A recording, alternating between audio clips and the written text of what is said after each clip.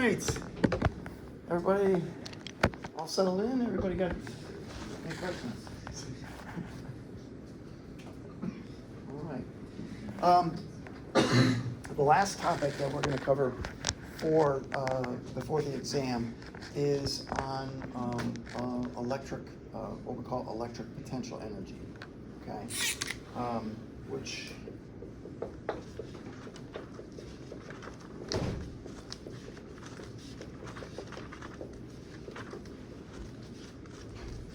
now, as we have addressed on Monday, as kind of like, remember in the preview, we had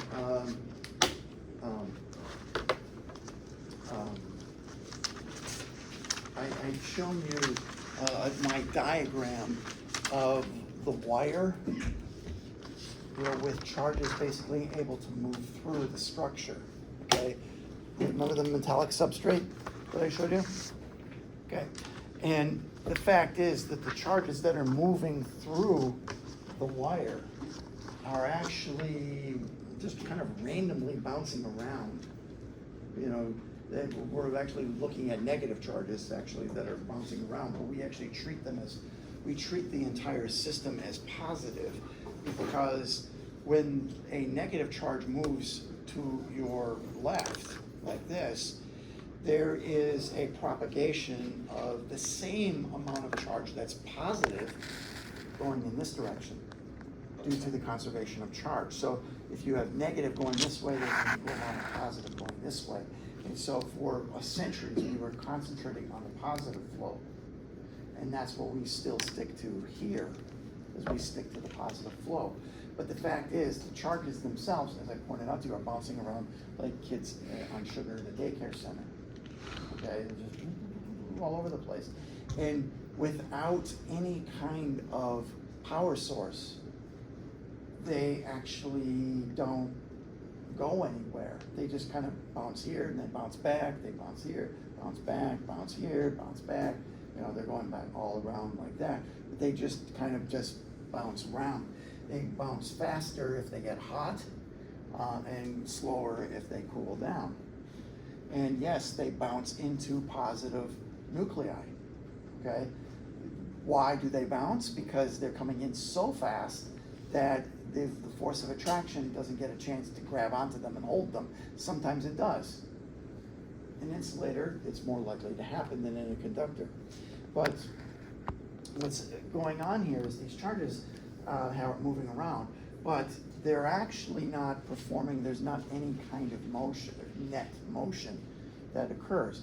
Now, when you take a power supply and you connect that to your wire, okay, you are actually supplying an electric field, okay, an electric field that actually is creating a net motion of charges drifting in one direction.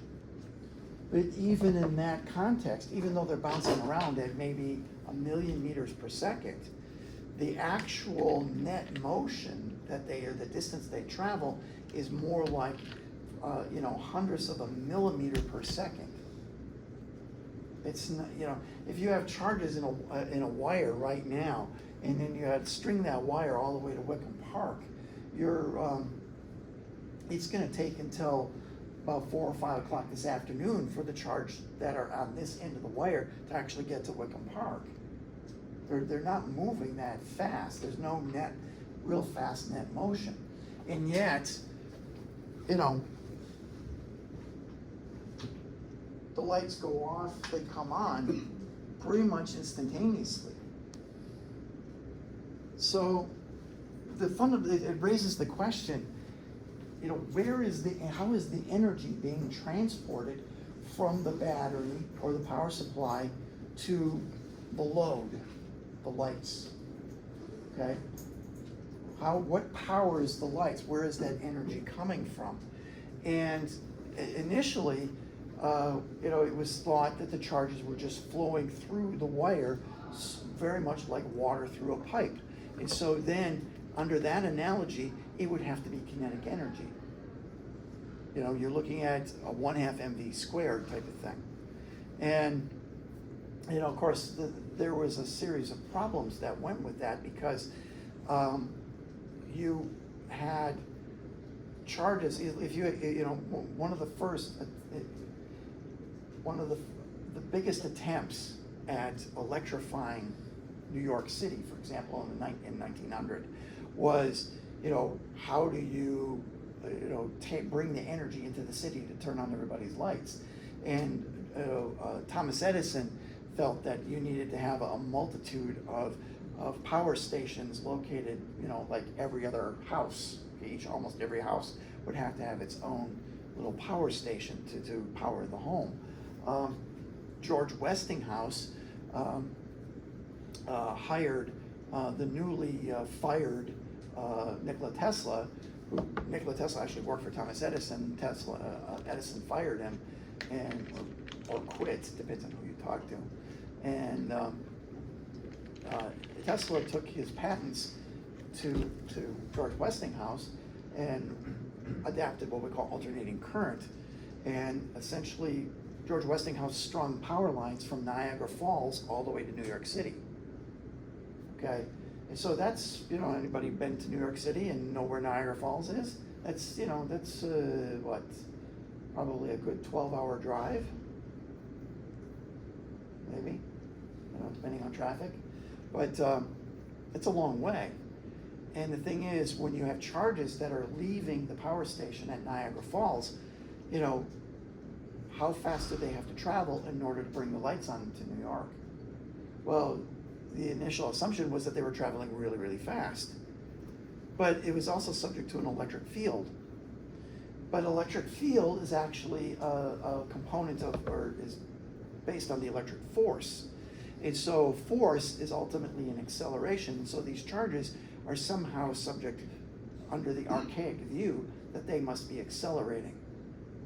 Over that distance of 400 or 500, 600 miles, the charges would actually be approaching the speed of light by the time that they actually got to New York City. Are the charges in the wire at New York City moving at the speed of light or near it? No, not even close. And so the whole idea of somehow kinetic energy and the particle nature of charges type of thing was falling apart quite quickly. It didn't make the evidence didn't make sense in comparison to what physics 1 type of problems would actually suggest. And the idea was kinetic energy is not how this is being transmitted. So the fundamental question is, how that? Well, if you go back into physics 1, the other option is potential energy. It has to be potential energy. So the fundamental question is, what is potential energy? And I know we did this on Monday, but I'm going to do it again. Okay? What is potential energy? Work done against a force. Work done against a force. So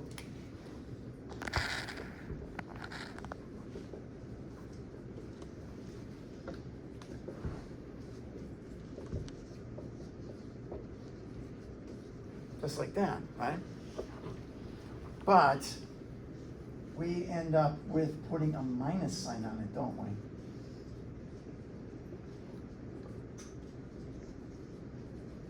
Don't we? From physics 1. Remember the work energy theorem here? Work is equal to the change in kinetic energy, which is equal to the negative change in potential energy. Does that look familiar to everybody? Okay. The change in kinetic energy and the negative change in potential energy, they're related to one another, right? But we're talking about changes, though. And but basically what this is showing is that kinetic energy, the change in kinetic energy, is complementary to the change in potential energy. If the kinetic energy goes up, the potential energy must go down. If the potential energy goes up, then the kinetic energy goes down. So there's basically a total amount of energy that's available to our system. We have our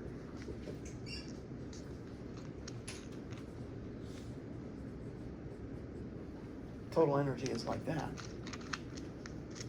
Does that make sense? This is all physics 1, of course.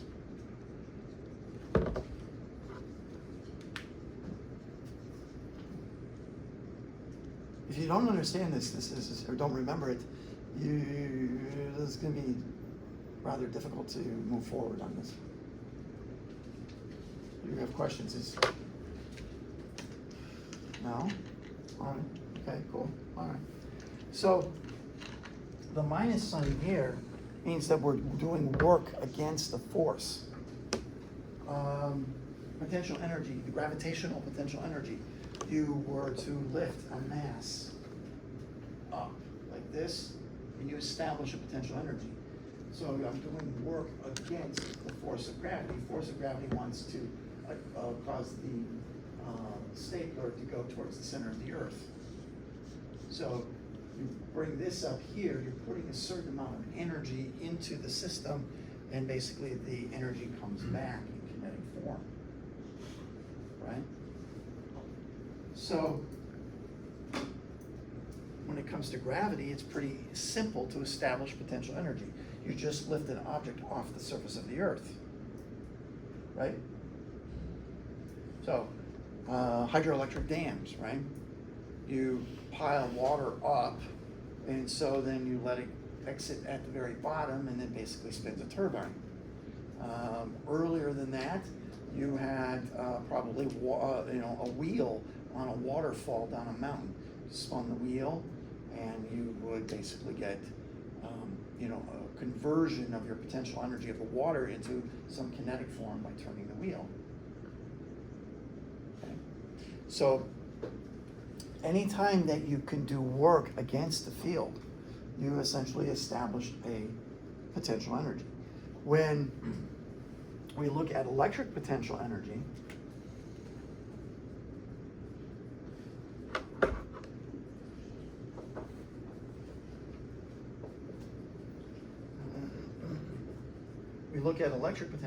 like this.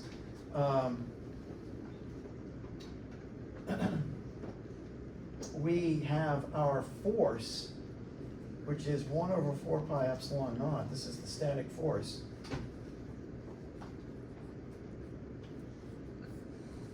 Like that.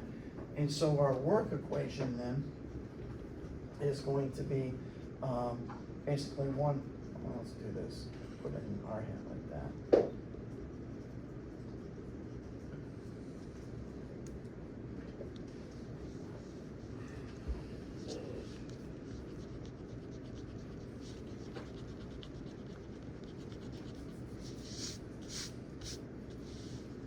Okay, so we have our vector quantities like that. And so if we do work against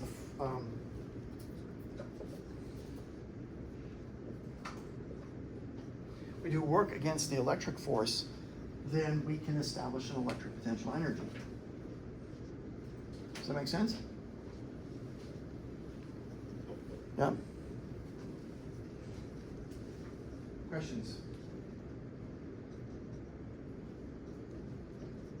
Yes? What was the R hat? The unit vector, r hat, in the radial direction. Basically turning our electric force into a vector that radiates from the charge outward. Okay? Did you miss a square on the R and the W equation? I did, yes. Okay. Thank you. Okay? All squared away? Good. All right, so, and we have our minus sign, of course, so this, by definition here, is our negative change in potential energy. Okay? That's a negative change in potential energy. The thing is, this is actually a very, oh, that's a terrible two. There we go. What you see here is a variable force. This is a variable force. What this should be really doing is this.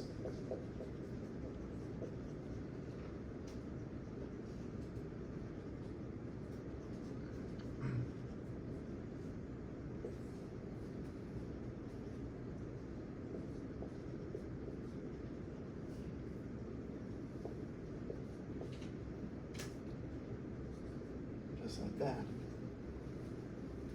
Okay? It needs to be integrated. Because we're dealing with a force that is variable in R, okay? If it were constant, then you wouldn't need to do that. But because it's variable, you have to do this. Now this looks really awful, doesn't it? Yeah. Is that an equal sign, like a negative delta U? Yeah. Yeah. It looked like a greater than, didn't it? Yeah, I know. Sorry about that. So R hat here, see everything here is constant.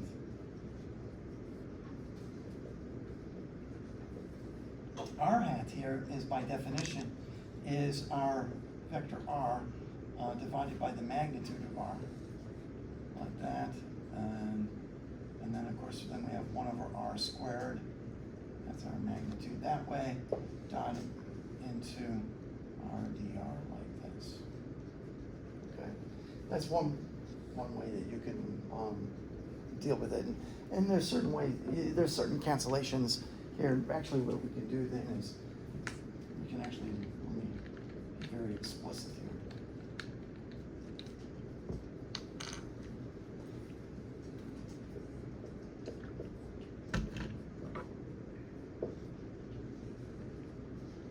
Okay, so then this basically becomes R squared.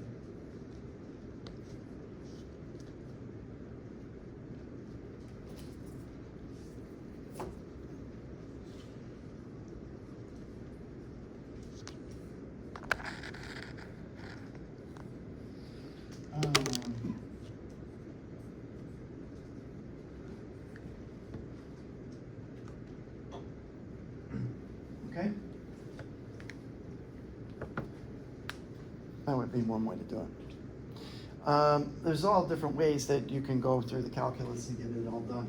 But the thing is this is the mathematical process here that we use to calculate work. And again, this is going to be, I should maintain my minus signs on this. There. This is all going to be equal to our negative change in potential energy. Just like that. Okay? The fundamental question that needs to be asked, though, is this is the math process. But in your book, and actually any Physics 2 book, sticks to this very closely, okay? But do they actually kind of go through a good explanation, in my view?